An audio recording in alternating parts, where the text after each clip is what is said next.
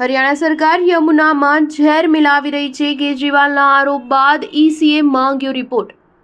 આમ આદમી પાર્ટીના રાષ્ટ્રીય સંયોજક અરવિંદ કેજરીવાલે હરિયાણા સરકાર પર યમુનામાં ઝેર મિલાવી રહ્યા હોવાનો દાવો કર્યો છે. કેજરીવાલનો આરોપ છે કે દિલ્હીની જનતા ભાજપને મત નથી આપી રહી, એટલા માટે ભાજપ સરકારે આવું પગલું ભર્યું છે. જ્યારે આ મામલે હરિયાણાના મુખ્યમંત્રી નાયબસિંહ સૈનીએ પલટવાર કરતા કહ્યું કે અરવિંદ કેજરીવાલની ટેવ એવી છે કે આરોપ લગાવો અને ભાગી જાઓ. કેજરીવાલે ખુદ 28 ડ્રેન્સ યમુનામાં નાખ્યા અને વિચાર્યું કે હરિયાણા પર આરોપ લગાવીને બચી જાઓ. સમગ્ર મામલે દિલ્હીના મુખ્યમંત્રી આતિશીએ પણ સોશિયલ મીડિયામાં પ્રતિક્રિયા આપીને ભાજપ પર આકરા પ્રહાર કર્યા હતા. મીડિયા અહેવાલ મુજબ ચૂંટણી પંચને સોમવારે દિલ્હી અને પંજાબના મુખ્યમંત્રીઓ તરફથી એક મેમોરેન્ડમ મળ્યું, જેમાં આરોપ મૂકવામાં આવ્યો છે કે હરિયાણાથી દિલ્હીને પૂરા પાડવામાં આવતા પાણીમાં એમોનિયાનું પ્રમાણ વધી ગયું છે, જેના કારણે દિલ્હીમાં પાણી પુરવઠા પર અસર થઈ છે. કમિશને હરિયાણા સરકારને 28 જાન્યુઆરી બપોરે 12 વાગ્યા સુધીમાં વાસ્તવિક અહેવાલ આપવાનો નિર્દેશ આપ્યો હતો.